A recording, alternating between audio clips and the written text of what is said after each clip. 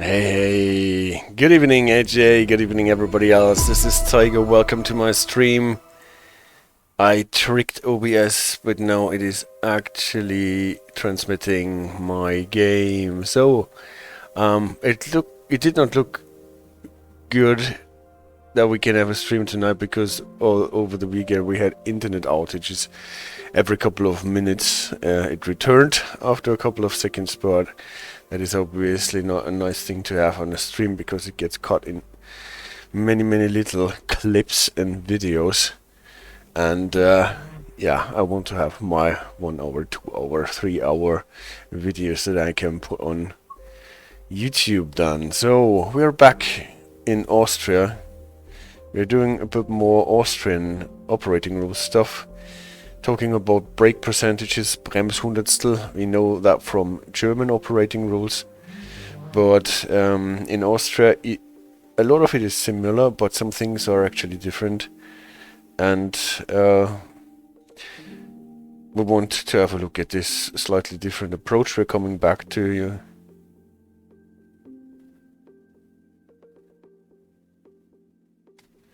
What is it, AJ, that you say? Do you know that you can directly record stuff using OBS while you stream, so you don't get the gaps in the videos? I see. Yeah, but then I record it to my disk, right, and I have to upload it to YouTube, and that did not go well when I tried this once, so I prefer to get the video from Twitch to YouTube directly exported, and then I have it more or less in the same format, and I don't have to fiddle about with converting stuff. So thanks for the tip, but I just want Twitch to get my stuff in one file and then transport it to YouTube, and I don't have to bother with putting it on my hard disk and stuff. So the DLC is the Semmeringbahn, and I wanted to run a RailJet service from Wiener Neustadt up the hill across Semmering and then down to Mürzzuschlag. Spectre, so nice to see you on the chat. Hey, says good evening Tiger and AJ. Yeah, so choose the route, Semmeringbahn timetable. The ÖBB 1116, the Taurus, we had it as a freight locomotive last Sunday, and now we are using it as a locomotive to run the RailJet across the mountain. Light clouds in December, maybe if we are lucky we get some snow. And some snow plus, maybe not December then. Let's take February or March. No, February sounds good with light clouds. The other day I ran a service in February, and it started with snow and then it cleared, and on the mountains we had a beautiful winter wonderland.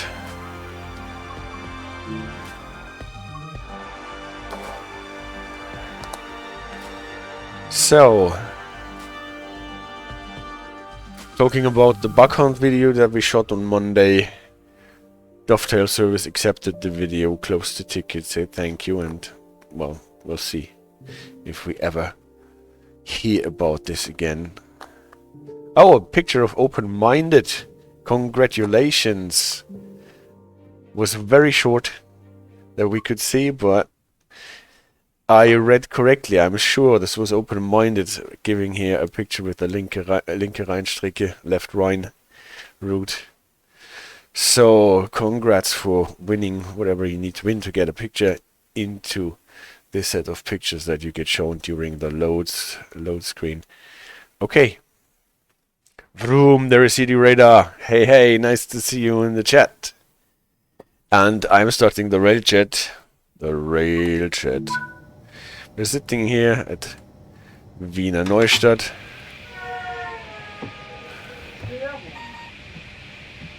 Setting up our Taurus.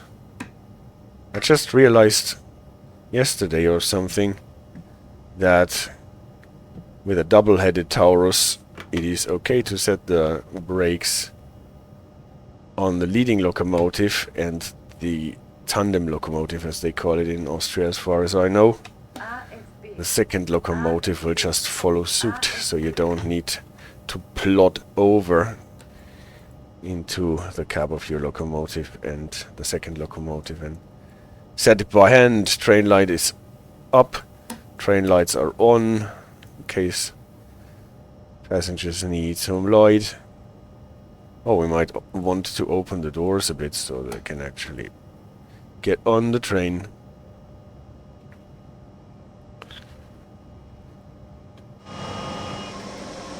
Getting started with this little signal. This is actually quite interesting because we don't have a signal of that kind in Germany.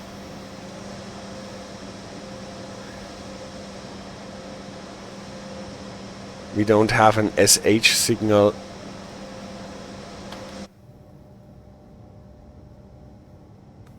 That allows trains to run, whereas the SH signal only allows shunting services to run. We only have the SH1 that allows both.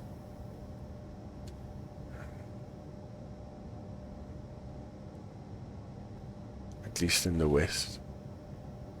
In the east, RA12. It only allows shunting, and this causes all the trouble with the must shield and stuff like that. So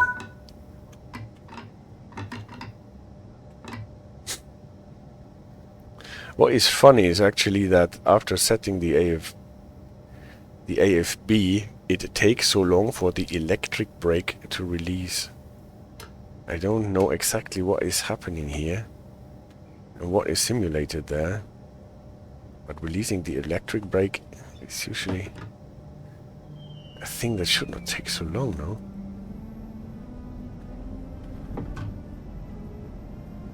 If you get started with a signal of that kind, you're usually limited to 40. Evening, Perny! Nice to see you on the chat.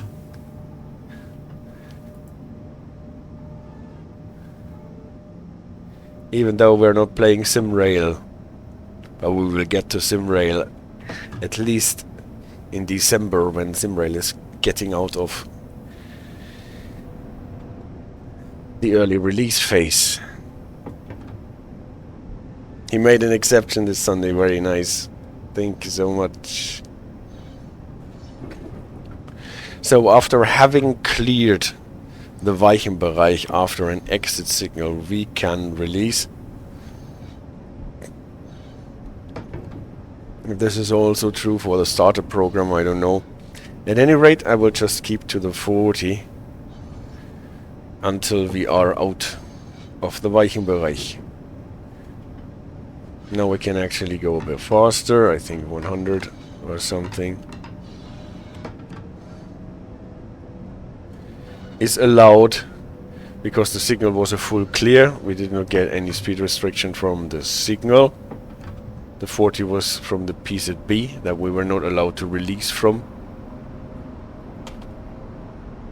according to Austrian operating rules.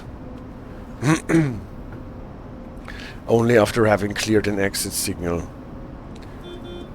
That was the Roadrunner allowing us to go to 145. Are we stopping anywhere? No, we're not stopping anywhere until we get up. J. Gierish 19, how to know that it is an exit signal? Here in Austria it is actually quite easy because they have little indicators with them. And if it says AS on this indicator, then it is an exit signal, Ausfahrsignal. If it says ES, then it is an Einfahrsignal, home signal. So in Austria you don't even need your Ebula or your Buchfahrplan for that.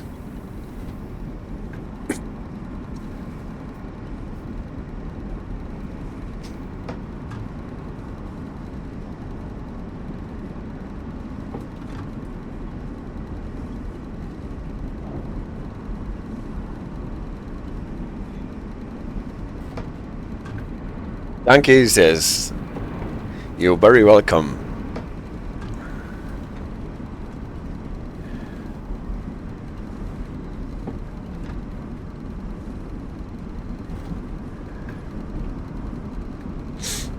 In Germany it is a bit harder to determine whether you are passing a home signal or an exit signal, or whether it is just an intermediate signal. If you're on the open track, it's typically quite obvious that you're just passing block signals or automatic block signals. But in a more densely populated area, when you're getting from station to station or from station part to station, then it is quite hard to determine whether you're passing a home signal or an intermediate signal or an exit signal. Because sometimes Bahnhöfe or Bahnhofsteile are just connected with intermediate signals, Zwischensignale, without you ever getting out on the open track.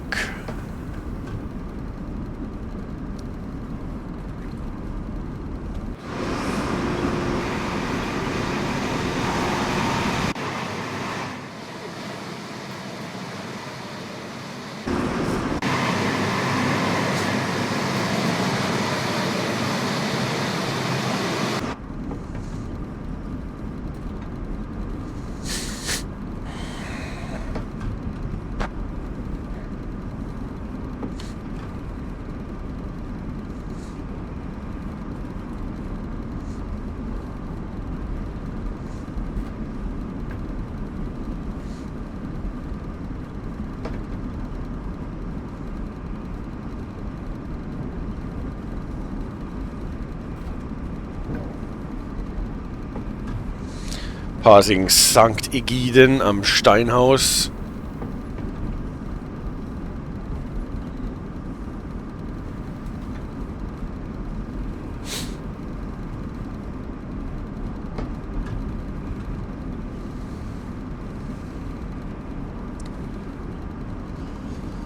And this time I will be prepared, hopefully, for the dead section, the neutral section, before we get to Neunkirchen in Niederösterrreich. It's still bugging me that I fell for it in the bug hunt video on Monday. But those are the experiences that you have to make.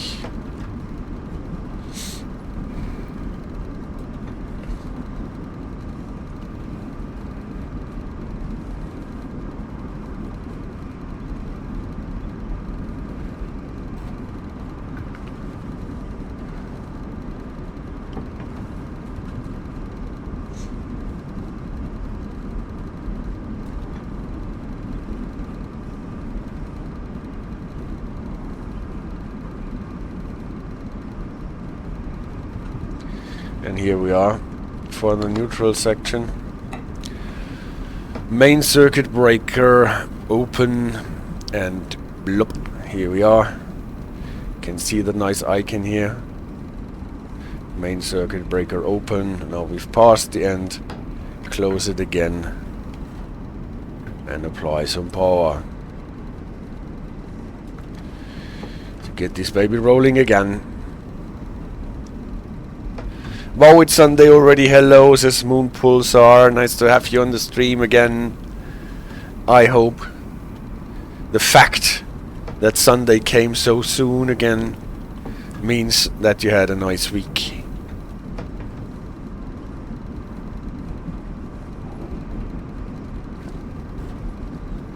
While we are passing Neunkirchen in Niederösterrreich.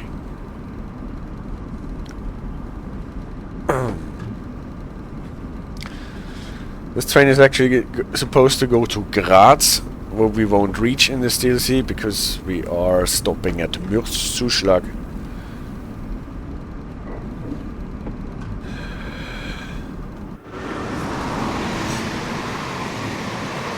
But in real life, it will go on to Graz. Moonpulsar said it was a busy but good week. I hope yours was good too. Oh yeah. Some parts were busy, some were quite relaxing. And for the stream even the internet recovered. And hopefully we will get through the evening without any outages.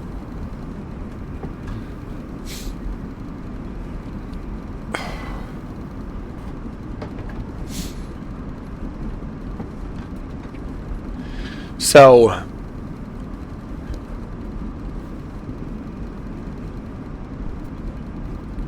let's recap the route knowledge a bit.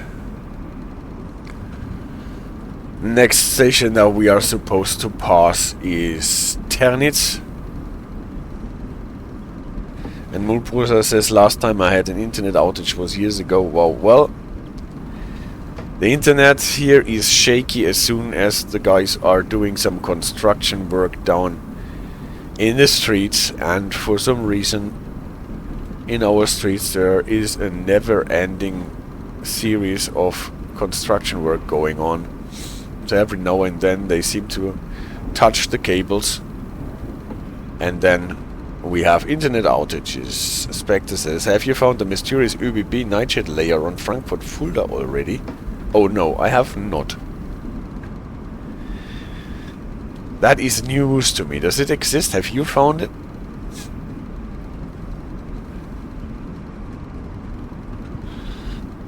I have to be careful because now that we are in this part with the noise cancelling fences, we have to slow down to 150.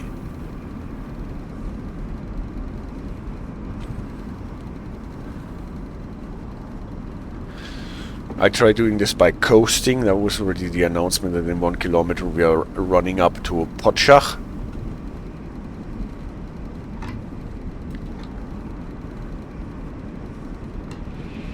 Up.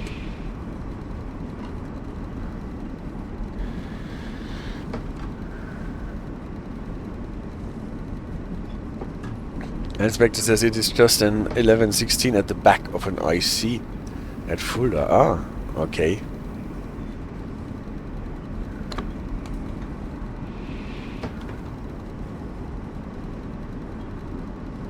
AI driving down to Wolfsberg. Gotta look out for that.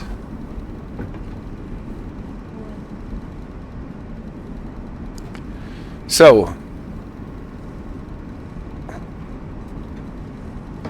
I can have the train coast a bit more because we are getting closer to Gloggnitz, what can be viewed as the start of the incline, and at Gloggnitz our speed limit will drop to 80.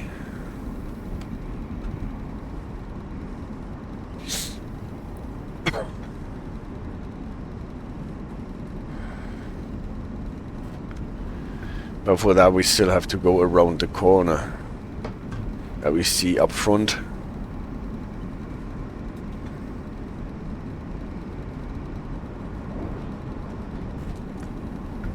Or that we don't see up front, but that he's hopefully there.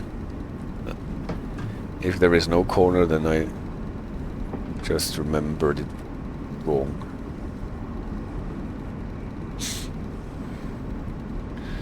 Thought there was a bend to the right coming up before we get to Gloggnitz. Yeah, and I was not totally off the mark. Moonpool says, is it possible that I translate some of your tutorials and send you the SRT caption files? We can try. Never done this before. What language are you intending to translate it to?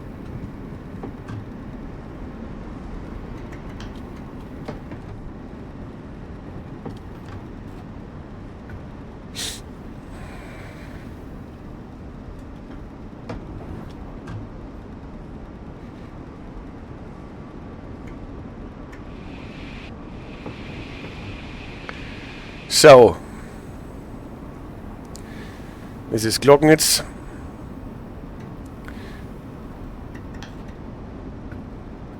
Here is the reminder that we are going down to 80.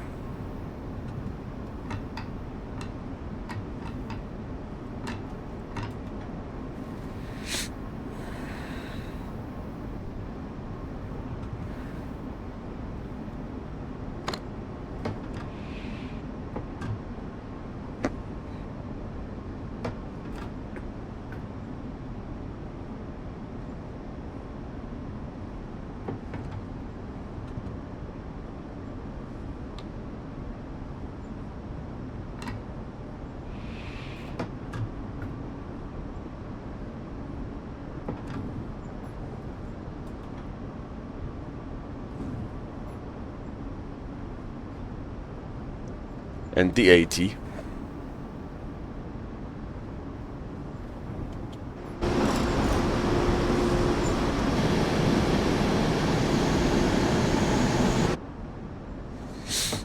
And we don't need to celebrate the 80 too much because there will be a reduction to 70 very soon.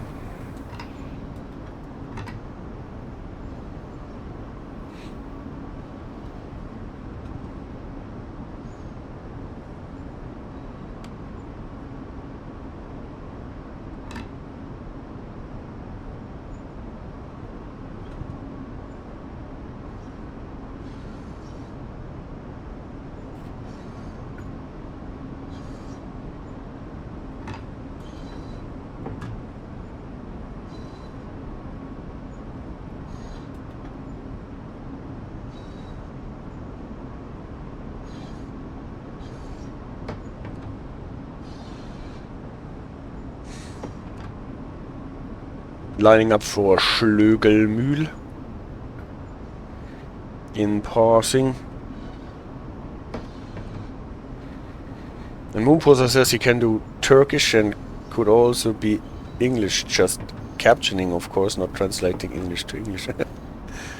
Well, we can always try. I've never done this before, but maybe we can find a way where we can punch in the caption files.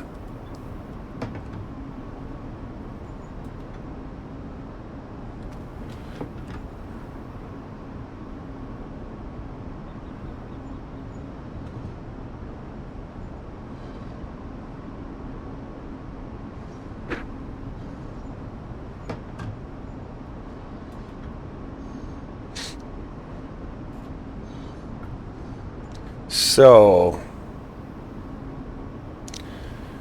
after the next bend, we should approach an increase to 80 again in line speed.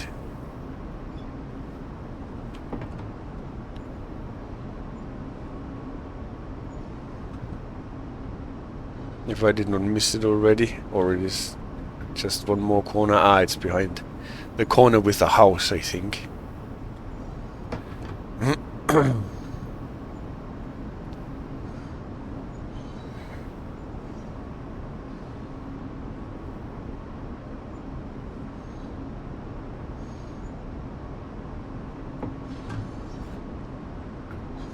Here we are. Here is the 80 increase.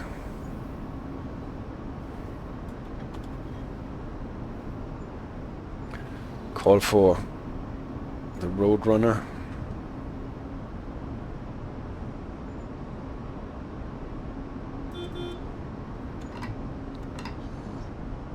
And the 80. By the way, guys, Hundhaus. What is a Hundhaus?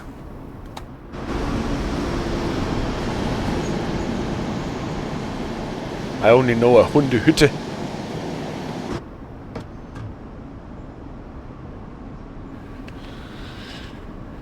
By the way, did any one of you ever tried to uncouple single cars of this train? I tried the other day when I tried to find out what values the game assigns to those, what are they, BMZ cars, and I actually did not manage to separate the cars from each other. Seem to be like hard coupled units.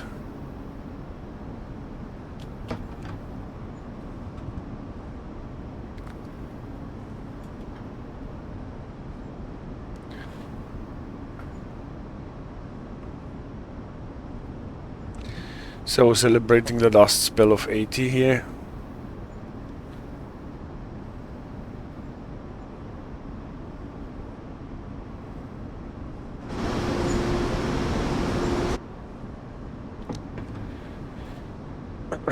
Getting closer to Payerbach-Reichenau, what is the terminus for the regional trains. They have this loop line to the right where you typically take your talent to for the regional trains. Well, we are going straight ahead. And at the end of this station, the limit will drop to 70. As we can see here overhead.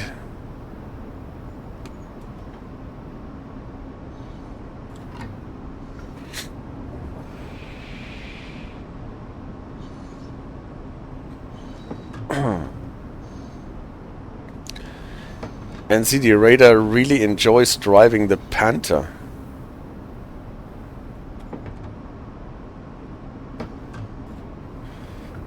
It's nice to hear. Panther is a classy name, and Perry says, wait, can you do that in a lot of SPUs? On Trains in World I tried with the class 806 but was unsuccessful. Well, actually I thought here those are single cars that should be possible to uncouple from each other. But I actually never tried to uncouple single cars from the IC setups. Inspector says that sounds weird, but I can relate. I sometimes spawn a train, uncouple the loco, and then spawn a new loco. Sometimes stuff like train lights does not work. Then yeah.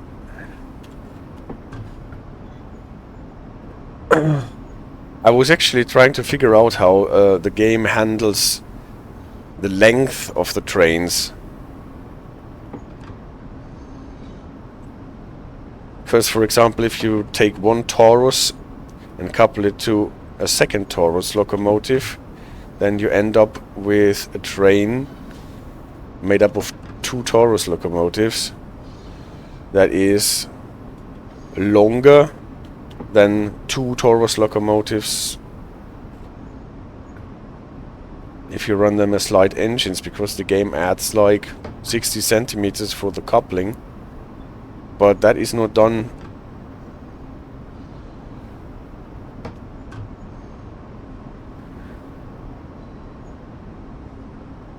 the same way. It depends on what vehicles you're coupling to each other.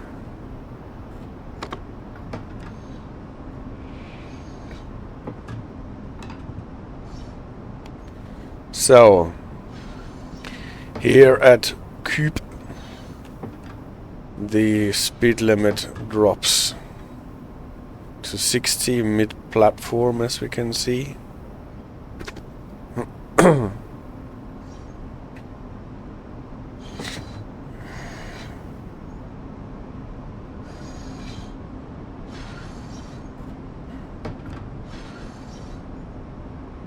Taurus and Taurus is Tauri. Latin too long. Yeah. Taurus, Tauruses, or Tauri. Alpha Centauri.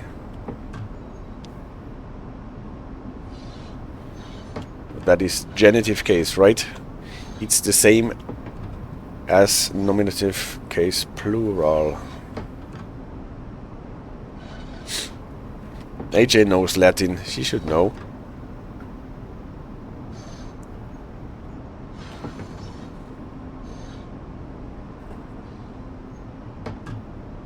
And CD Radar wants to go to Proxima Centauri, not Alpha Centauri.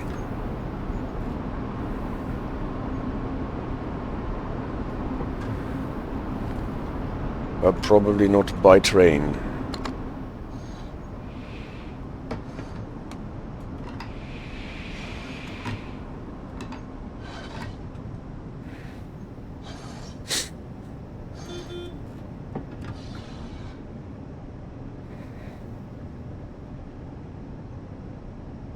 Now I confused it.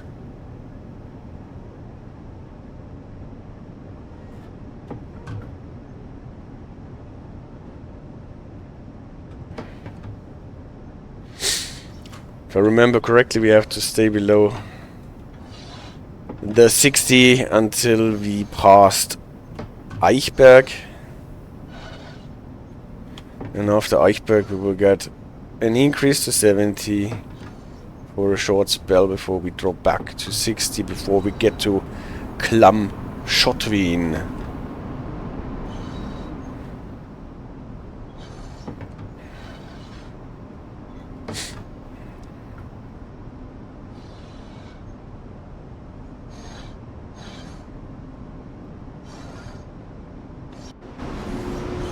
No.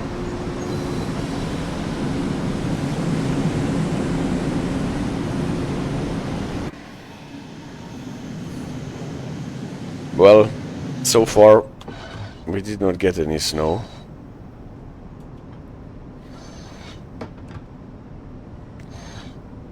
But it's crisp outside. Just have to open the window. Let in some air.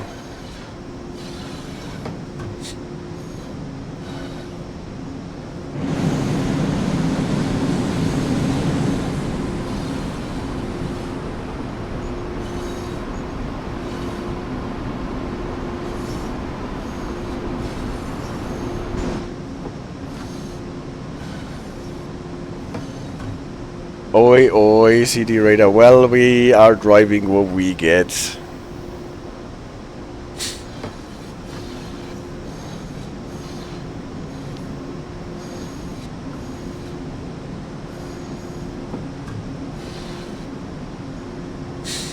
And this should be Eichberg here.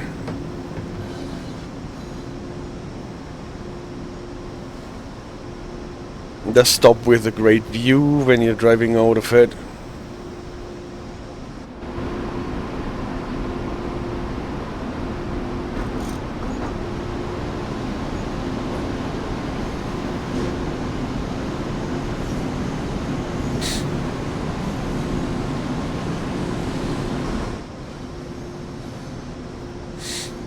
And here we should get the increase to 70.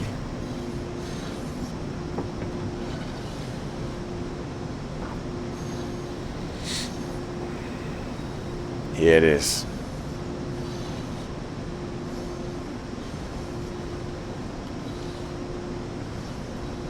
Spectators, mad mode. It's not on the roadmap, it's not coming. Mad mode and RailJet would be nice. Well, at least we have an RJ train. That's the most RailJet that we get, I think.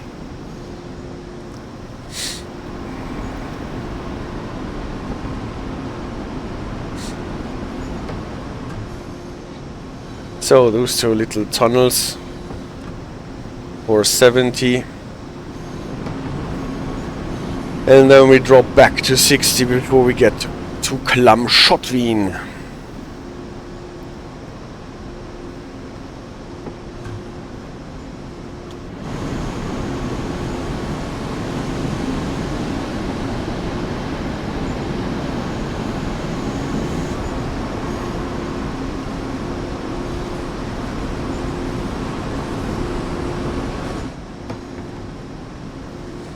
Maybe I should pay attention to the signals a bit.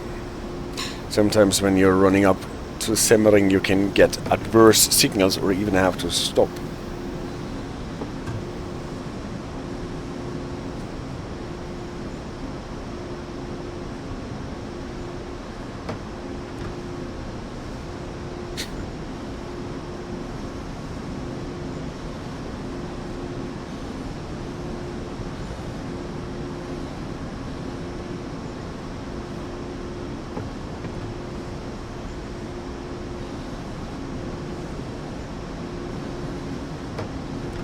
And CD Radar says, let's create a map where mostly RailJets run, but let's not create RailJets. Inspector says, yeah, Klamm-Schottwien to Payerbach-Reichenau. Love Austrian station names.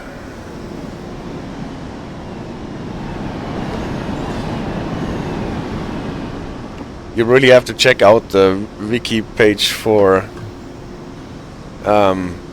the Semmeringbahn and check out the names of all the viaducts and tunnels. They are sometimes hilarious. So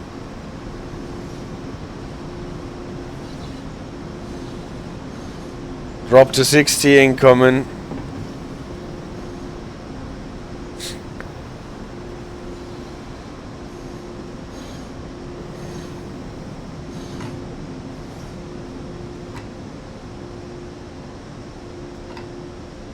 Here we are, 60.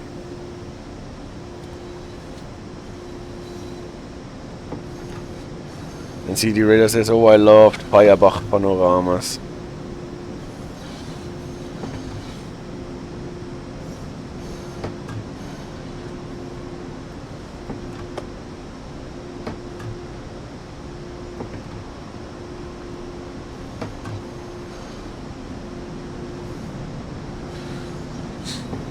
This should be Klamm-Schottwien, if I'm not mistaken.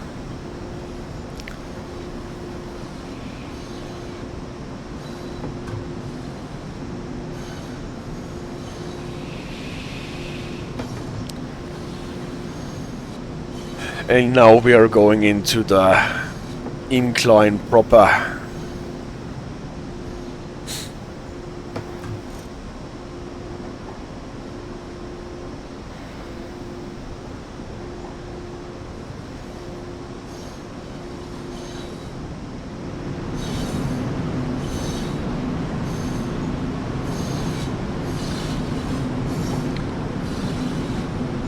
Between Klamm-Schottwien and Breitenstein, I think we have this nice tunnel with the galleries that is actually listed, at least on the wiki page, as 3 tunnels and 2 galleries. And it's called, if I remember it correctly, the Weinzettelwand-Tunnel.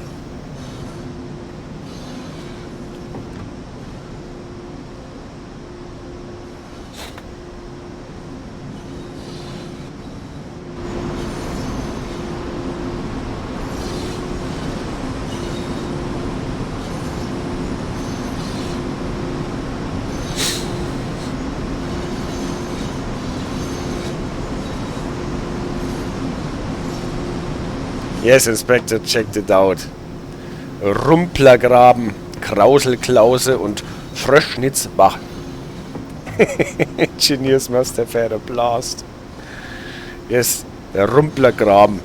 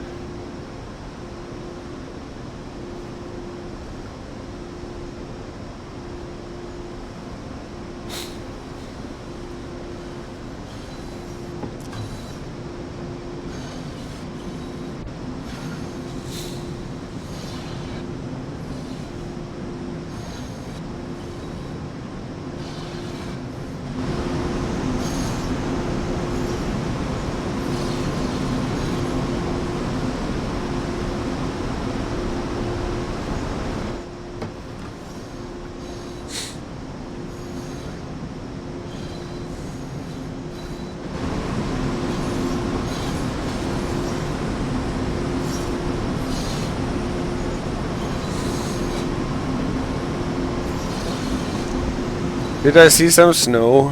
Yes, here's our snow. Now we managed to get up high enough into the mountains to get some snow.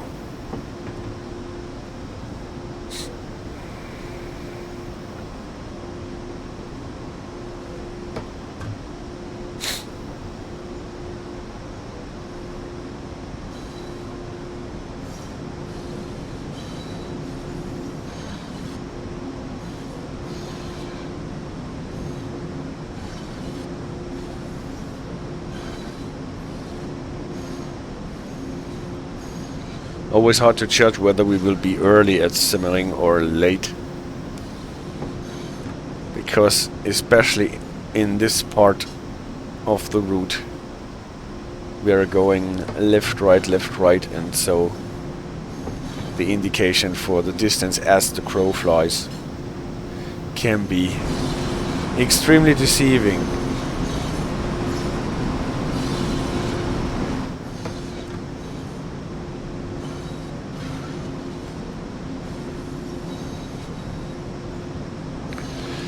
So, where went our sunny weather?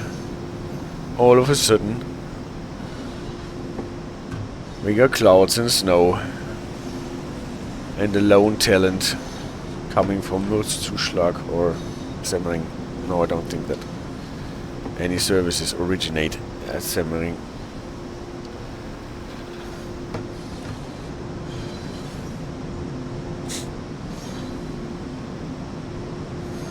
Guess this is the Weinzettelwand-Tunnel now.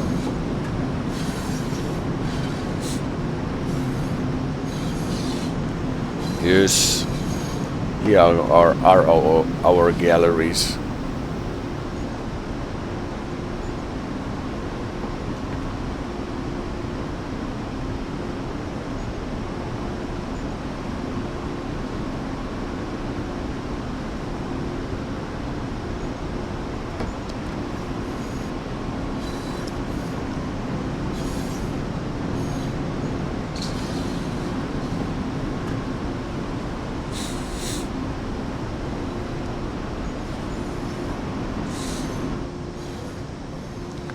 So, next station we run through is Breitenstein.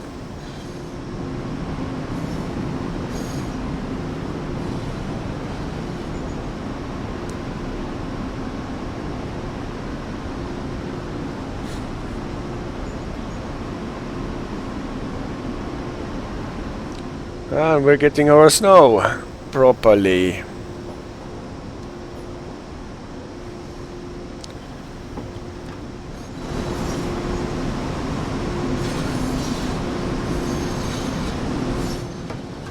And if I can make a wish, then please let the sun return.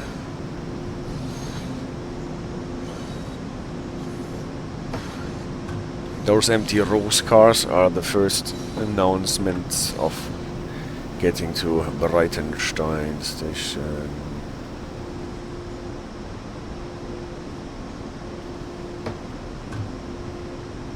I hope it is actually Breitenstein. It looks different.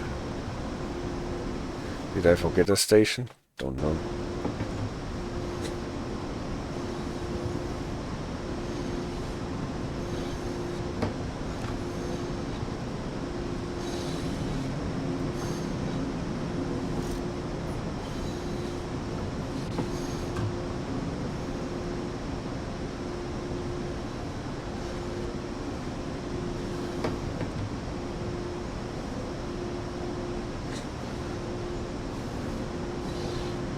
At any rate, we're getting closer to the drop to 50.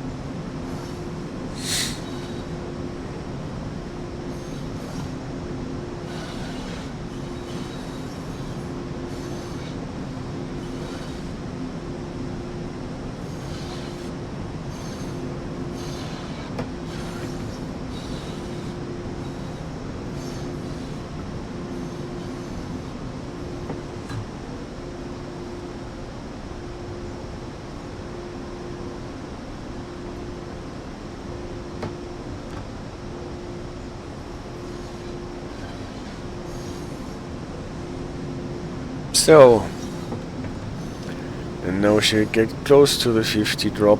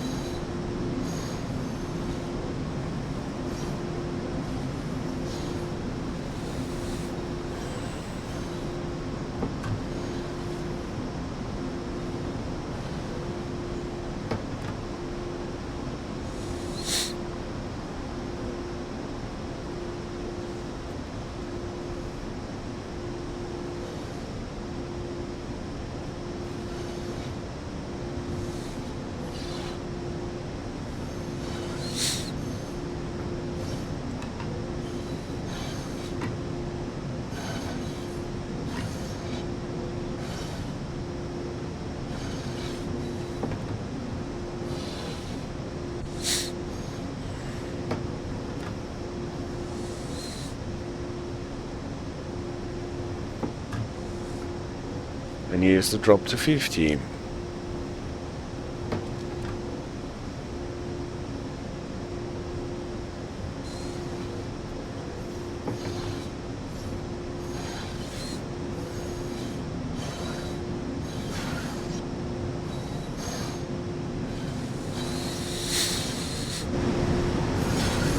And the next viaduct.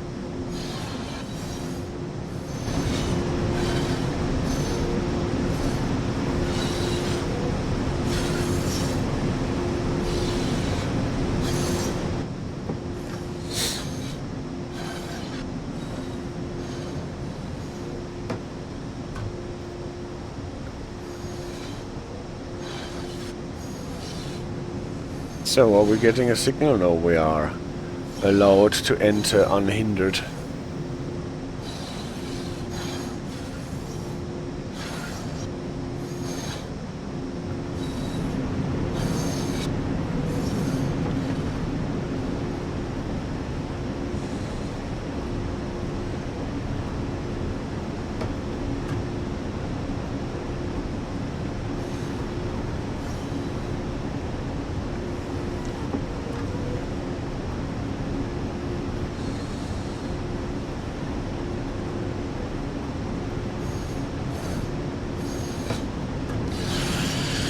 Are we at Wolfsbergkogel already?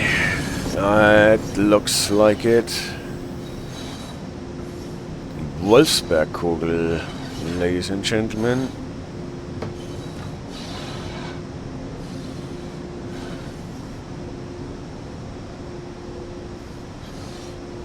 And now we're getting a signal. Expect 40. At the next signal. 1000 Hertz.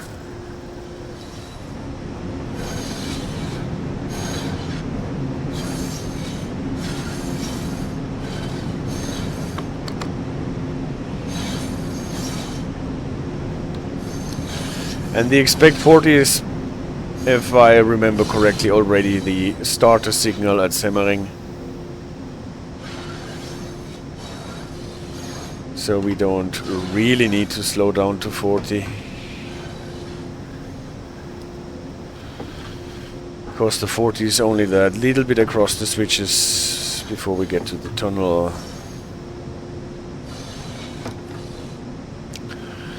But since we are early enough,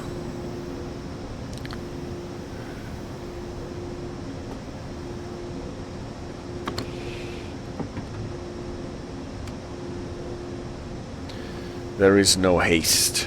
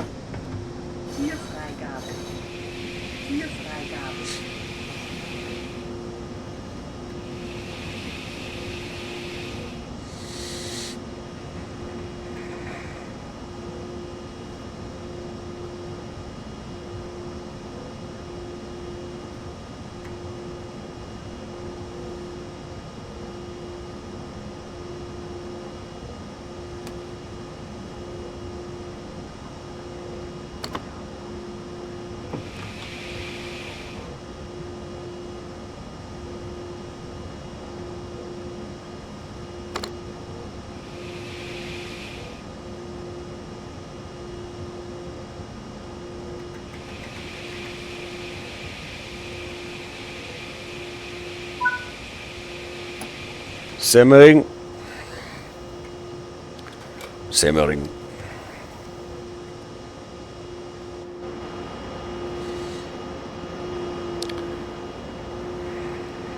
And here, Spectre, I got it, the mastery reward, after having had to play one scenario twice because it wouldn't register. That is the mastery reward for this route. An ÖB big car. Great, I still have to complete a scenario to get it. Yeah, this is a bit clumsy, right? Because in the first step it is like you have to complete scenarios with difficulty 3, and then in second step scenarios with difficulty 5. And if you played the 2 scenarios with difficulty 4 or 5 in the first step already, then you have to repeat it. Yeah, he got kicked out last time. Well, but, well, we're buying this stuff to play it, not necessarily not to have to play it. Where is my presentation?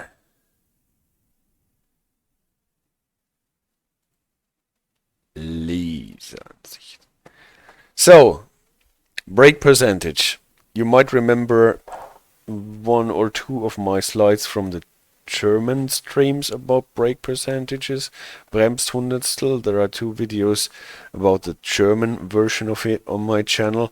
So some things I will just skip or refer to those videos when we are talking about Austrian Bremshundertstel and the brake percentage. So what is it? Just to recap, why do we need Bremshundertstel? Why do we calculate our brake percentage? The fact is that our train cannot stop on site on a red signal. This is why it gets a caution signal, Halt erwarten, or whatever you might call it, a yellow signal that tells the driver that within the braking distance there will be a red signal. And in German operating rules, we usually had a regular braking distance of 1000 meters throughout most of the at least main railways. There is a possibility that it can be a different distance, especially on secondary railways in more mountainous terrain, but typically in Germany we have this paradigm of 1000 meter regular braking distance, and everything is coined to that. In Austria, as much as I understood it, this is not so strict. You can have braking distances between 200 and 1500 meters. At least this is what you get values for in the piece of regulatory law that gives you the Bremstafeln, the brake tables, and so you are more flexible. Like, maybe this is a thing because you need to have more mountainous railways, and so probably the strict rule of 1000 meters braking distance is a bit awkward for that. The problem is the same. How can we determine that we don't go slower, that we don't allow the train to go slower than a speed from which the train can always safely stop in front of a red signal? We need a value representing the deceleration capability of a specific train to calculate that speed. That is the idea, and we have a couple of parameters from which this speed is a function of. Is the brake equipment, so what kind of brakes do we have on the trains, the settings, how we set them up. That was last week's videos, G, P, R plus MG or whatever. Then the vehicle mass or load. Obviously a more heavy train is harder to slow down than more lightweight train. The gradient, obviously when running uphill it is easier to stop your train than as opposed to a train running downhill. And then the train composition, which vehicles are in what position on the train and so on. All those are things, there might be more, but those are at least one of the most important parameters that determine this speed. And yeah, we are in Austria now because between 200 and 1500 meters. So how do we determine this? This is recapping what we already had in the German videos about that. We do this with or it is done with uncoupling experiments. You have a train that is pushed or pulled by a locomotive, and then all of a sudden it gets uncoupled, and if a train or a consist or a car gets uncoupled, typically if you have a brake pipe running through the train, then this will be open and all the air will leave the brake pipe, and the car that gets uncoupled goes into an emergency brake application, a Schnellbremsung, because the air is drained and the brakes are applied to the maximum. And then we just check how far the vehicle will roll until it will get to a stop. That is the stopping distance for this vehicle. And in whatever 1930, around that time, they just had a specific Prussian train, I think, and they did it with this train, and the distance that this train rolled was defined as Bremshundertstel, brake percentage 100, and every vehicle that stops earlier will have a higher value of Bremshundertstel, and every vehicle that starts in a longer distance will have a lower braking capability. How this is done, you can read it up in the UIC leaflet 544 -1 if you happen to have one, or if you want to buy one for like $1,000, you can also do that. I didn't, but I have read that the specific requirements for doing those tests are stated in this UIC leaflet.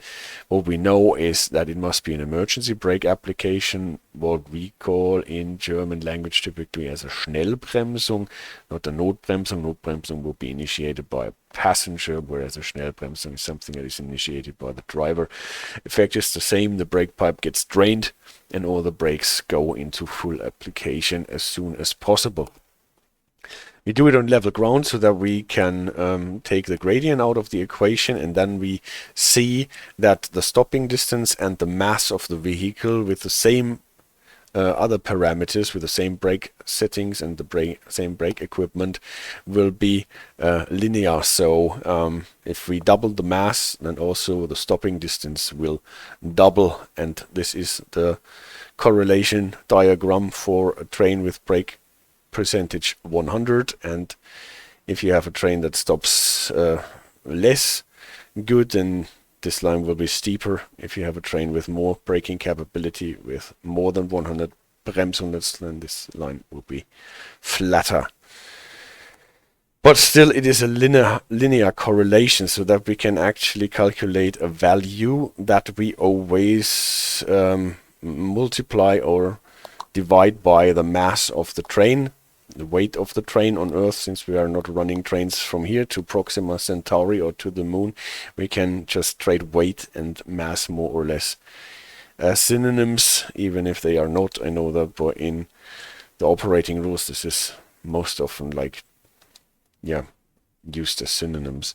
So the deceleration capability is like we divide the brake force, the braking capability of the train, by the train's mass. So how forceful is the train to stop 1 ton of mass? And this is the value that we get for the train mass is obviously given in tons, and to get a clear relation, a percentage value without any tons or other units in it, we just specify this brake force by tons. So a train with Bremsgewicht 100 will be able to slow down 100 tons in this standard way. Obviously, with a higher braked weight, it will be able to stop the train in a shorter distance. With a lower braked weight, it will be it will need more distance to stop the train. And obviously, you can calculate it per vehicle, the relation of that. You can calculate the Bremsgewicht per vehicle and divide it by the mass. Then you have the brake percentage per vehicle, and then you can add it up for the whole train. You multiply it by 100 so that you don't have a weird 0.66 or whatever value, but to end up with Bremshundertstel and then round it down, and then you have this for the specific vehicle at a specific brake setting. If you change the brake settings, obviously, then you can change the deceleration capability for this vehicle. So, especially in Austria, we need to know the brake weight. How do we calculate that? And then divide it by the train mass. And for those two things, we find rules how to calculate this and how to determine this in this Dienstanweisung, and this, directive for operating rules, like 30.04.20. Erfassung von Zug- und Wagendaten. It's a bit hidden there, but there is an appendix 2 that gives you this table here, so don't worry, we won't go through everything here. It is obviously in German, but you can see for what vehicles, Fahrzeug, vehicle, how to calculate the relevant train mass and what you have to add up. And this gives you the weight for an empty vehicle. It's most important, obviously, for freight cars. That can differ extremely between empty cars and loaded cars. Then you add the load and you end up with the gross mass or the gross weight for this vehicle. That is the general thing, how to do it, and then you get rules for how to do it for all the vehicles that are named here. The most important are obviously here TFZ, Triebwagen, that is Triebfahrzeug, more or less a locomotive, or the power car in a EMU or a DMU. So this is why I, not super precisely, but for keeping it in mind, shut this down for locos and MUs. And there we always find this Dienstgewicht, where is like what we just use. This is typically painted and given marked on the outside of your locomotive. You can even find on the Taurus here Dienstgewicht, and then 88 tons or whatever this locomotive weighs, and that's what you put into the equation for your locomotive. So you don't have to add the weight of the driver to the weight of the empty locomotive. You just take the number that is given on the locomotive on the side. Passenger cars, Reisezugwagen, they also use what is given on the outside Anschrift marking. So I'm not entirely sure what we use, but I think that with cars that are not on an empty train, where nobody is supposed to board the train, we should get the value that is given for maximum load. On passenger cars, you typically find two things given on the side, one for empty cars and one for totally full cars with a maximum value for that. And I guess for being on the safe side with passenger cars that are actually in use for passenger trains, where people are able to board them, and we should use probably the maximum value to calculate our Bremshundertstel to not be on the wrong side of caution. Then freight cars, Güterwagen, here typically with have their empty, the tare weight given on the car, and then it depends on what car it is exactly. You get it from the papers that you get from that as a driver you typically get from your dispatcher. Hauptzettel, Beförderungspapier, E-Frachtbrief oder Auftragszettel. We won't go too deep into what is the difference between those papers here. These are more or less the papers or e-papers that you get with your train, and there it is given what is the weight of the load, and then you add it and you have the gross weight for this car. If you have a freight car where you don't know actually what weight the load has that is in the car, then you if unknown, then you try to err on the safe side of caution, and you take the highest D4 value. D4, you know, this matrix that you have on freight cars, the Lastgrenzenraster, and it gives you the maximum values of load for a specific track, quality, and D4 is typically the high value track quality that we have on our main railways. Here we can't use E would still even be better, but this we don't have to use on freight trains. D4 is probably the use, and this is typically the highest value in this matrix, and so if we don't know, we take the highest value to be on the safe side of caution. And I've seen in the Streckenliste that the Semmeringbahn tracks are all D4 quality tracks anyway.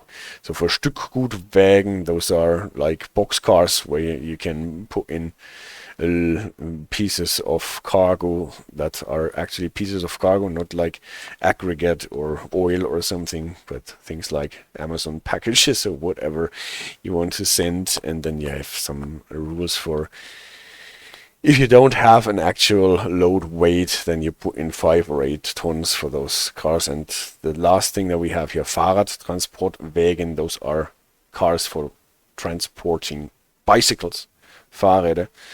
And I guess those are things like those that you put on a passenger train where people can put their bikes, and then you only have to add 1 ton for the load. So bicycles are actually really lightweight compared to other kinds of cargo. And yeah, obviously there are more exceptions and rules, but this is the general thing on the locals. You can just go from the Dienstgewicht and what you have. Passenger cars, probably if you're not running an empty coach train, you will have to use the highest number given there. For full load freight cars, TER is written on the car, and then you typically get it from your papers, or you have to use the highest possible value on your Lastgrenzenraster. That is the train mass, actually, what you divide it by, and then the Bremsgewicht. You might remember that it is quite difficult in Germany to calculate the braked weight of freight cars, depending on whether you put them to G or to P, and whether you run in a timetable with brake mode G or brake mode PR. That is actually one thing in Austria that seems to differ according to the rules that I have read, because in Austria you don't get the distinction between timetables set out in G and set out in PR. They apparently don't make this difference. That is a good thing, because then we don't need to have rules what we do with vehicles set to G when they run according to a timetable that is set out in P and R. But what we still need to do for some situations, we have to reduce the brake weight that is given on the side of the vehicles. So for locals and MUs, it is typically given on the side again. So you just check, did I put my brakes to P or to R or to G according to the rules that we talked about in last week's video, and then you check out on the side what brake weight is given for that. And an interesting thing is actually it says ohne E-Bremse, that means without e-brake. I have not found rules that you can use the e-brake in certain situations. In Germany, you can use the e-brake braked weights like P plus E or R plus E if you have, I think it is more than 3 cars with working brakes in the trains after your locomotive or something like this. Then you can use this. In Austria, not. This might actually be connected with the thing that you don't have a Nachbremswirkung in Austria, that you actually don't have e-brakes on your locomotive when you're using the automatic brakes. And then you obviously cannot calculate the e-brake value into your brake weight calculation. So this seems to make sense here. There was that thing that William actually built into the Vectron in Train Sim World. If you have a country setting for Austria, then the loco will not use the e-brake on a freight train if you're using the air brake to slow down the train, whereas in German setting it should use the e-brake together with the air brakes to slow down the train. And yeah, I will never forget this, because the one single occasion when I was able to board a Vectron locomotive in real life, and the driver, she explained it to me what the difference between Austria and Germany is in a very loud and striking voice, and she showed me the switch for how to switch between using the Nachbremswirkung and use it not, and that was quite impressive, and I will never forget that. So if you calculate for Austria, never with the e-brake, because we are actually not using it together with the air brake, if I'm not mistaken here. For freight cars with automatic load change, I won't get into automatic load change and all. We have it discussed on the German videos about the brake percentages, and it's the same here more or less. Yeah, you can have an automatic load change. That means that the car actually adjusts automatically its brake force to the load up to a certain maximum. So you take the gross weight of the vehicle, obviously maxed out with the number that is given on the car, on the vehicle. If you have a manual load change, then you just take the value that is given on the manual load change, also in Austria. And then you might remember that in Germany, if we had G brakes in the cars, in the train, so vehicle set to G running in our train, then we had to subtract a certain percentage from the values given for the G brakes if they were running in a train that also had P brakes or running in a brake mode PR timetable. And the same here. So vehicles with brakes set to G actually subtract 75% of the G value, or if there is no G value, of the P value. So so you don't subtract 75%, you just take 75%, so you subtract 25%, and this is about a value that we can find in German operating rules as well. So we don't put in the whole number that is given for G brakes, but since we are constantly running under PR timetables here in Austria, since we cannot get a timetable set out in G, and we have seen it last week in the video that there are actually no trains that are required to run fully in G. We can have this as a general simple rule that every vehicle set to G needs to subtract 25% of the value before it gets calculated into the relevant brake weight for this train. Niederflurwagen, Rollerwagen, that is a thing that I will get into deeper when we get it into the games. This is the possibility of running your road vehicles onto flatbed trailers, so that you put not only the intermodal container from the truck on the rail car, but the whole truck, including whatever the truck loaded onto the rail car, and then you have all the trucks running piggyback on the train, and that is called Rola for rollende Landstraße, so a rolling country road concept, what has been a thing. I don't know if it is actually still a thing around, but has been a thing a couple of years ago, and it was deemed a very not a very economic way of transporting things, because you have a lot of dead weight that you are carrying around, obviously. But this is what you have this for. And then you might remember that under German regulations we subtracted even more percentages if you had very long trains. Inspector says it still exists on the Brenner, I think. Ah, okay. Yeah, those are the things. I have no idea if this is still done, if it is still advertised, or if it is still just done because they started it. It is used in Switzerland, as far as I know, and in Austria. I don't know if it is also used in Germany. But yeah, this is a concept for that.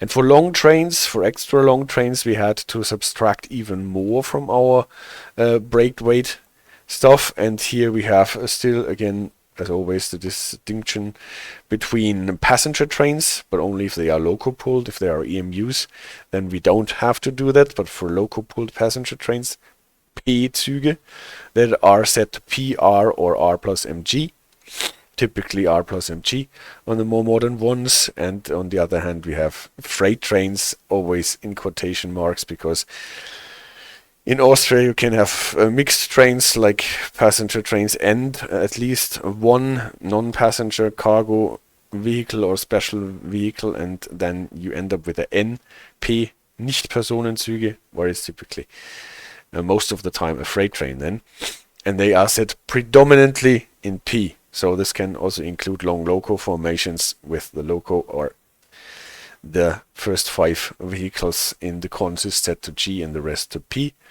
And for those kinds of trains we have special rules. For the loco-pulled passenger trains, it is only applicable if they are not EP braked, so like electro-pneumatic brakes. You don't have to subtract stuff, then you can just take the values that you get from this table up there. What EP brakes are, we have a video about that too, so you can just check it out if you don't know what I'm talking about here. And then the rule is for passenger trains we subtract 1% for every 10 meters or fractions thereof. So you start with 1 meter and go up to 10 meters beyond the 400 meters. So with 401 meter you subtract 1%. With 411 meters of length you subtract 2%, and so on up to 30% if your train has a length of between 691 and 700 meters. Beyond 700 meters I guess you cannot run the trains anymore. And then you have to subtract this value that you calculate here from the whole consist, not the locos, but every vehicle in the consist, typically also your cars. And on freight trains it is a bit less invasive. You subtract 1% for every 20 meters beyond 500 meters, up to 10% if your train is between 681 to 700 meters. Yeah. That you have to do, and then you end up with the relevant brake weight for your train. And this you only apply to the vehicles that in the consist are set to P, so you don't have to subtract it from the G braked vehicles anymore. Unlike in Germany, if I remember correctly, there you can have both reductions at the same time. You can reduce it for having a G braked vehicle in a PR timetable, and if it is too long then you can even subtract more. But again, the same ruling principle, we subtracted for slow brakes in a timetable that assumes that you have fast brakes. That is why you have to subtract like 25% if your vehicles are running on the G. And then for extra long trains you have to subtract it a bit, because the length of the train actually reduces the braking power of the trains, and then you have those rules to calculate it. So this is what I can tell you from what I've read so far about the specifics in Austria, how to calculate the train mass and the brake weight. Oh, there's also a whole page in this document that tells you how to do all the rounding before you do the calculations. I started working on an Excel sheet how to do those calculations in Austria, but this will take a while until I can show something here. And so rounding rules are always interesting for doing this. Last slide, or not last slide, second but last slide. What do we do? Recap. According to our brake equipment, our setting and our load, we can calculate the brake weight. Then the train composition that can actually reflect back on the brake setting, what we have talked about last week.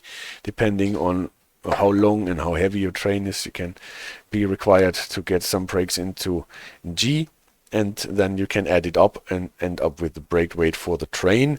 What we don't have to factor in, unlike in Germany, this is why we don't have a box here, is that we don't need to know what the timetable is set out, because there is only one possibility, and then we divide it by the train mass and end up with the brake percentage, what we have just done.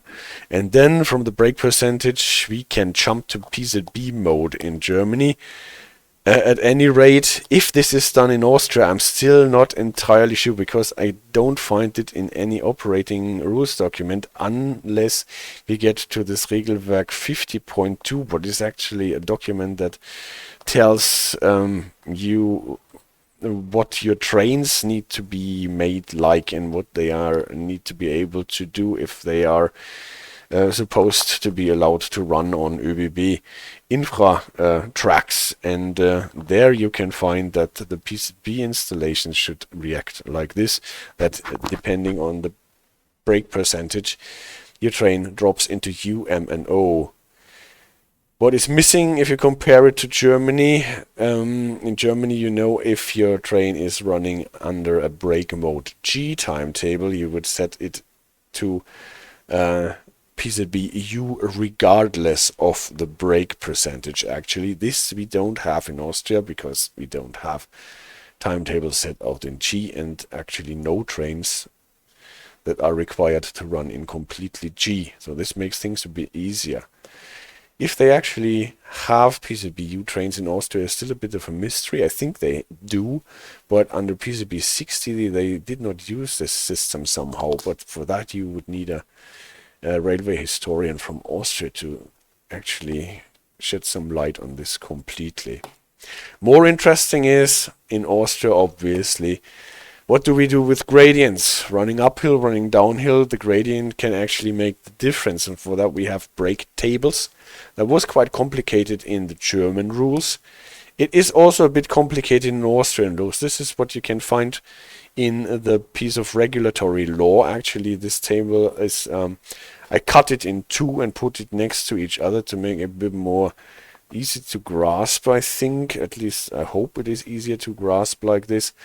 But here you can find the correlation between the gradient ms and mg.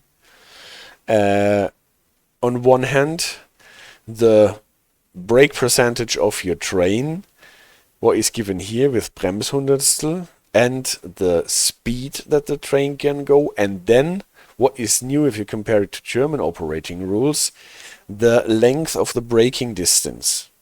You remember, if you looked at German brake tables, the tables were always set out for one regular braking distance, typically 1000 meters. And here we have a more flexible table where we can have all the different lengths of braking distance between 200 and 1500 meters in this column and in this column here. And what we don't have, again, we have not the distinction between G brake mode and PR brake mode that we find in the German table, or that we found there actually, because this distinction is obviously not done in Austrian operating rules. So how do we read this table then? It looks a bit weird, so just to explain what we have, M is the maximale Steigung, I think is the word, the relevant incline. So S, Steigung, incline, we're running uphill with the train here. Whereas MG is maximale Gefälle, the relevant decline, downhill. What is actually a different thing, right? Running downhill in a steep on a steep track is much more difficult to handle than running uphill, as everyone knows who ever ran a train across sandpatch grade. BWL, Bremsweglänge, it's the length of the braking distance that we have here. MBH is the Mindestbremshundertstel, the minimum brake percentage that the train needs to have so that it can be allowed on this track, on this piece of track. And then let's look at an example. Let's say our train, from the calculations that we talked about on the slides before, ends up with a brake percentage of 78. So it's typically a freight train, quite heavy. 78 is not a great value. It's obviously below the 100%. The relevant incline here is 25. And let's say our braking distance is 500 meters on this part of the track. So what can we do with those values here? So first, most important thing is the relevant incline of 25. We can find this here, maximale Steigung. And we can find values here that range between 24 and 26. And since we always need to be on the safe side, we would round it up to the next number given, to the 26. And then we can already see we need to have at least 30 Bremshundertstel in our train so that we can be allowed on this track here. No problem, obviously. A train with less than 30 Bremshundertstel is not a thing that should run on tracks nowadays anymore. But still, and then how fast can we go in our relevant braking distance of 500 meters for that? So first we can see we go into this row and see what we can fulfill are the 77 Bremshundertstel of this column, but not the 82. So this column here will be relevant for us. So if we go down this column and end up in this table here for the speed, then we can see going uphill we can go from 160 to a maximum of 85 depending on the length of the braking distance. And if we now acknowledge that we have a braking distance of 500 meters, then we can just check where those two things meet and end up with a maximum speed of 100. Yes, and see, the radar is making fun of the random numbers. Now he says random numbers. Now those are not random numbers. The relevant incline of 25 is actually what I have found for the piece that we just ran up to Semmering. The last bit from Breitenstein to Semmering has a maximum relevant incline of 25. This is running uphill. Running uphill, we could actually run our freight train with 100 up to Semmering. Yeah, why is it not so problematic running uphill? Because running uphill, obviously, slowing down is easy because the gradient is helping us. The problem with running uphill is that if we stop and start rolling backwards, we can run into problems. But typically, running backwards starts with a speed of 0, right? And then we need to stop our train from anything of 0 plus x. And this is why, as I read it in German rules, you don't have those complicated rules for running uphill, because for running uphill you only have to have the minimum brake percentage for running with 20 kilometers according to German rules. But let's just imagine we are running our train downhill in the same section. So again, a relevant decline of 25. Bremshundertstel 78 in our train, and braking distance of 500 meters. Then we have to look onto this right table here. Again, we can now start with 500 meters braking distance. And let's check how many brake percentage, how many Bremshundertstel we need to be allowed to go at least 60. Or is the speed before you get to Breitenstein? So how many Bremshundertstel we need to actually be allowed to go those 60? And then we can see if we're going down again for the same maximum decline. Obviously the decline and incline is always the same number. If you are going uphill or downhill, this does not change. Again, you need at least 30 as minimum brake percentage, and then you check where those two, where the column and the row meet, and then you see you need already 75 Bremshundertstel to be able to run down this grade with 60.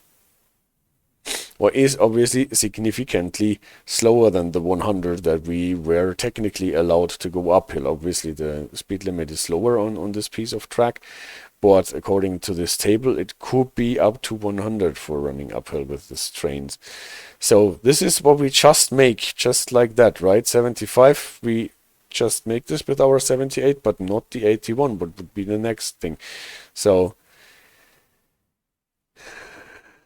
luckily here there's 60 again, so we could do the next 60, but 65 we could not make with our train. So if for some reason in this downhill run the limit was 65, we could not do it with our train and needed to be slowed down to 60 with that. If you compare that with the 100 that we were allowed to run uphill on our train, you would end up in an area that is empty. So this is the no man's land of this table. So running downhill with this train with a braking distance of 500, you cannot have enough brake percentage for that. So running downhill is not possible with 100 under those conditions, according to those tables. At least this is how I read those tables. Again, in Germany you would only have the right half of it and use only the minimum brake percentage for running at least 20 miles per hour, kilometers per hour for the uphill run. And here you have obviously to do both calculations. What I can show you is that this is not all just that I did not make it up. I found the Streckenliste for this piece of track that we are running on. So let's remove the presentation and turn on the PDF. This is what I found as the Streckenliste, where you get all the information about the piece of track from Wien Hauptbahnhof Südosttangente up until the border, the federal border at Spielfeldstrasse, where you get to Sentil, probably to Slovenia. I'm not exactly sure, I did not check it out, but from the name it looks as if it will be the border to Slovenia at this point. Yeah, and here, for example, you can see the track class from your Lastgrenzenraster on your cars, D4. You can see what part is ETCS, Wien to Felixdorf, ETCS level 2, and then the rest until you get to the national federal border is also ETCS, and from the Südosttangente you also have PZB, and you get information about what energy you can get, and where you have a Gleiswechselbetrieb, where you can use the opposite direction, and a lot of more stuff that you can find here. And those documents you can download from the ÖBB Infra Seite. And here you can see when you start at Wien Hauptbahnhof, main station Südosttangente, here you find again the minimum brake percentage of 22, and your, as given as a grad, this is the irrelevant incline or decline here. So if you have the presentation in the background, can actually not see it here properly, so then we don't do it. This is what we have been talking about, and this is here running from Vienna to where our route here starts: Mödling, Pfaffstetten, Bad Vöslau, Leobersdorf, Felixdorf, and then we get to Wiener Neustadt. This is where our route here in the game starts, and here you always need only 22 minimum brake percentage, because that is more or less flat country. Only 9 per mil for the gradient. And then here starts our route that is represented in the game: St. Egyden, Neunkirchen. Also that section is named there: Ternitz, Gloggnitz, Payerbach-Reichenau, and always you get the minimum brake percentage. And then you can see that starting at Payerbach-Reichenau, where the S-Bahn ends, for the first time we have a higher value for the minimum brake percentage, and at the same time this corresponds with the gradient getting more intense. 25 from Payerbach to Eichberg, Breitenstein, and then Semmering. This is, we never get beyond the 25, and then we're running downhill again. So with those numbers you can always calculate the maximum speed for your train in question if you have calculated your braked weight and your brake percentage for your train, and then you can see if actually you need to be below the listed line speeds with your train. This is actually quite helpful. I would be great to have a document of that kind for German tracks and German routes, where you can actually look up the ruling gradient for pieces of track to calculate speed limits. So obviously I'm already beyond Mürzzuschlag. This is Mürzzuschlag, and then this is how the line goes on. Krieglach, Mitterdorf, Kindberg, Kapfenberg. I always have to pay attention that I don't read Karpfenberg, but it is Kapfenberg actually. Frohnleiten. That's another word that you would like. Inspector Pegau, Deutsch Freisitz. Frei. Deutsch Feistritz. Not Freis. Hard enough to pronounce. And then it ends at Spielfeldstrasse, where the federal border is. Alright. Enough of this idle pratter. And let's get our train downhill.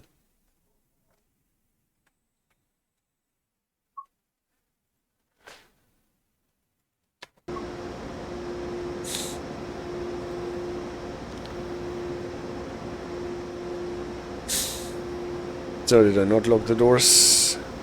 No, they are locking. Here, for example, you can see the markings. 50 tons, 55 tons, empty and maximum load.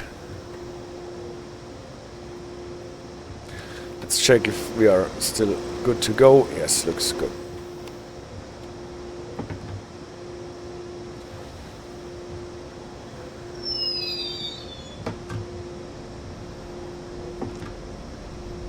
Signal is limiting us to 40 through the switches.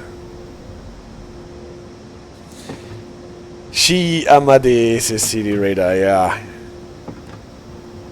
We'll see how long there will be skiing wonderlands in the Alps.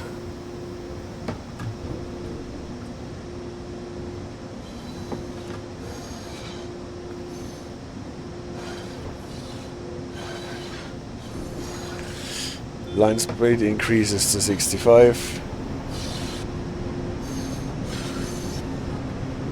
Yes. Increase to 65. But you can check it out. The 65 is in the brake tables, and I don't think that it is a coincidence.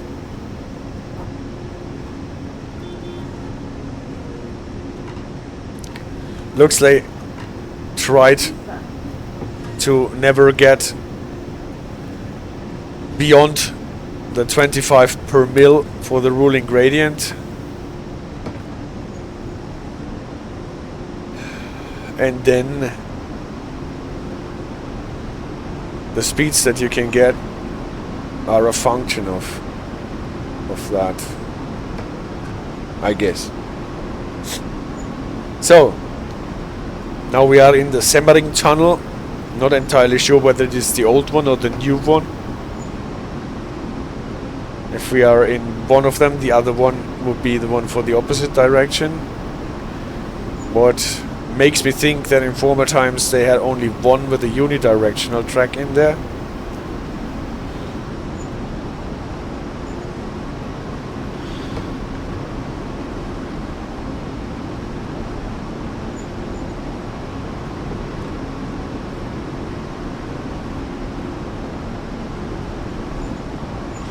And this wall is always bugging me. This looks weird. Like a shooter from the 90s.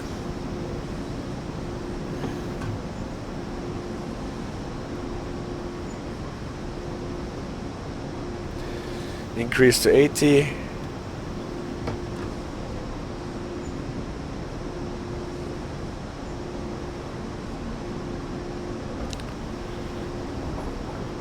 Doom Sim World, yeah.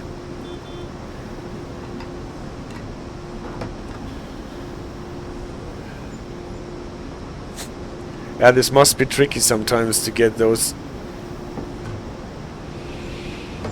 textures and then the snow textures on it, and then it is not supposed to look like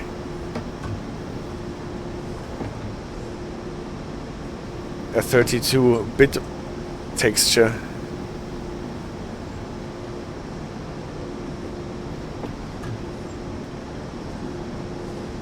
From every conceivable angle.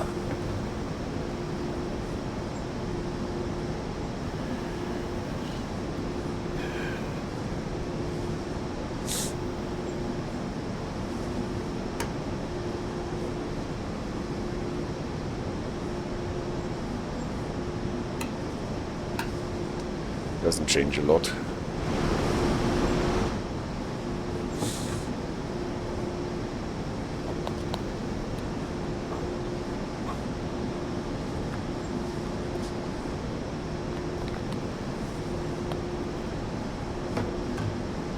Of course it don't.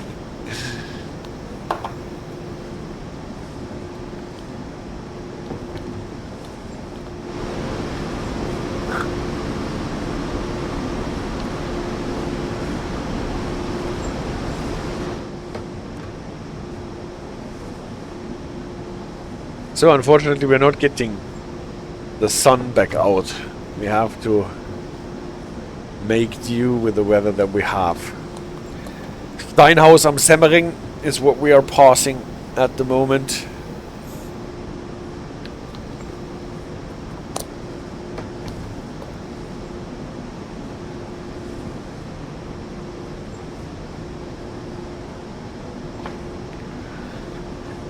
One more station to pass. Spital am Semmering, where CD Radar always prepared for his pause when he was running this line in real life.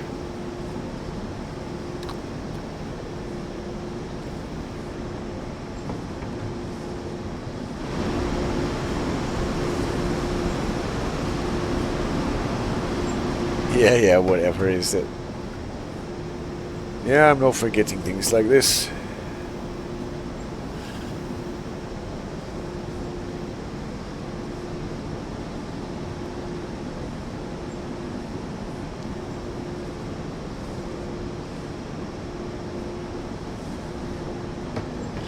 Spectre asks, will there be a Christmas special this year? 12 hours with the Rosa jingle. We will see. I guess there will be a Christmas special of any kind. At any rate, I guess AJ will not let me go without one. And whether I find a proper jingle for it, we'll see. Maybe there will be some kind of a sale where I can actually get more DLCs for this game, because the Black Friday sale, Cyber Monday sale on Epic Games Store was a bit meager, at least for me, because almost nothing was there for me to grab, because all the things that got a discount I already own. And AJ says she will not let me go without a Christmas special, so there will be a Christmas special then, probably. Unless our internet connection breaks down completely. Spectre says at the moment some German routes are discounted, but I think you owe them already, yes. I guess so. Actually, this route was the only one that I was able to pick up on a sale. I think it was the Halloween sale or whatever. I hope on the Christmas sale there will be a bit more stuff discounted that I don't have already.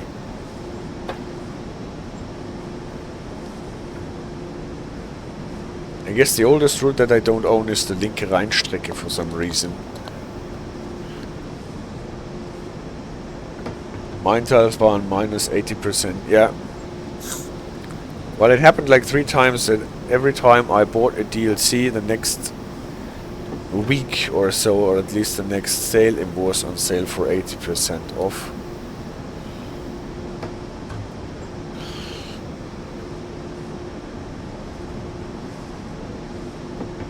So I was a bit bummed out.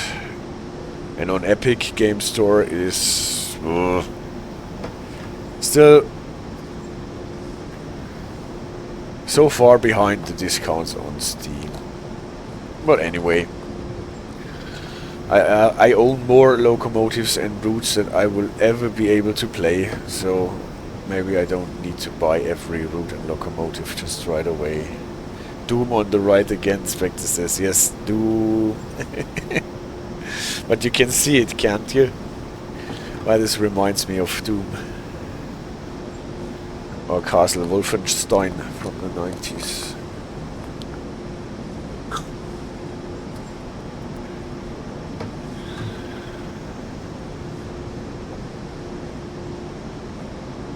So, we already passed Spital am Semmering, closing into Mürzzuschlag, and soon enough we will probably get signals. It's so repetitive, it's difficult to avoid. Approaching 40.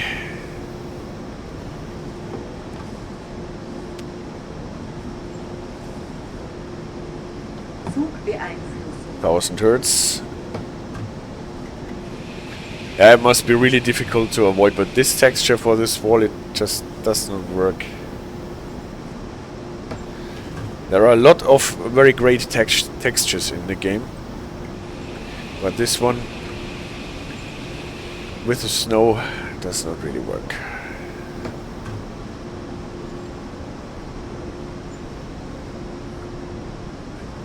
What they really did do a great job on, I think, is the texture for the platforms. Those, what are they, concrete tiles in this Z shape. They are really good.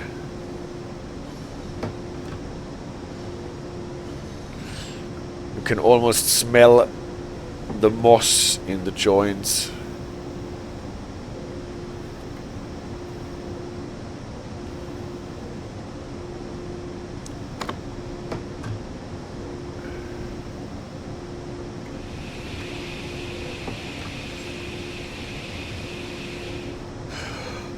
At the signal and prepare to stop.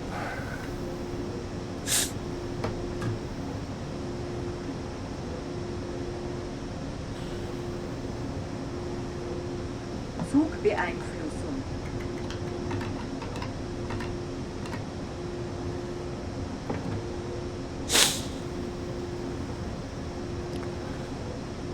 We are not going over the crossover. Some of the freight trains actually are crossing over here because they go onto this leftmost track in Mürzzuschlag, where you can encounter an isolated Geschwindigkeitsanzeiger showing 2 for a 20 limit. What is quite interesting.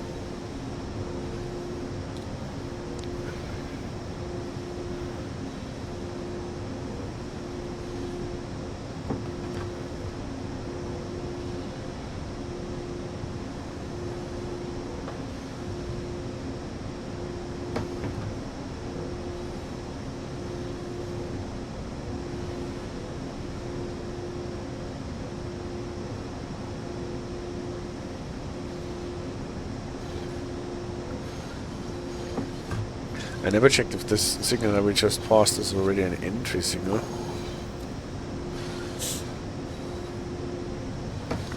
Or whether in theory we can accelerate on this piece. And here's my sun, by the way. I ask for it and for the end of our run. The snow stopped and the sun is out.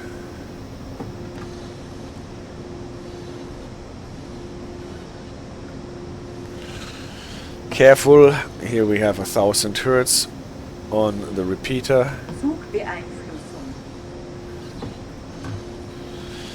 Repeater should be yellow. Can't repeat this off enough.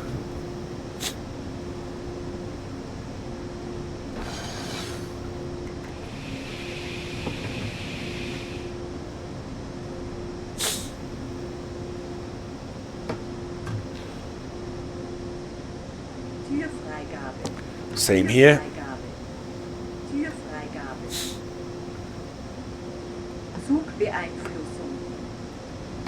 Oh man.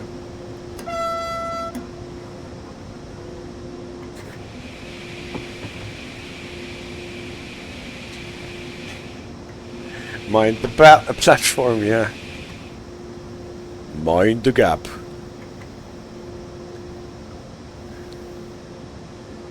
Mind the gap between the platform end and the train that has still to arrive. So I'll be a couple of seconds late.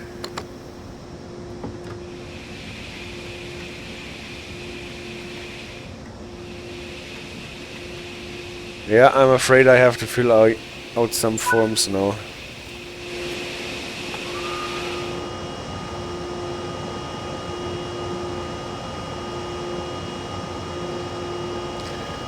All I was able to do was sound the horn to mask the sound of the impact.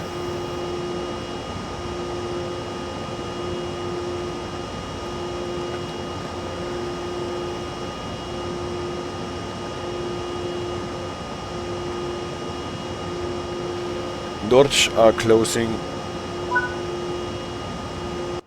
Plop. Yes, that was that run here. Thank you so much. Thank you so much for bearing with me, guys. I hope you enjoyed my thoughts about the Austrian version of brake percentage, differences to the German system, and how we might be able to use it in the game. Next Sunday we will not be here because we will be away, and so I probably will be back in 2 weeks' time, unless I have to report a bug and be required to shoot another video for it.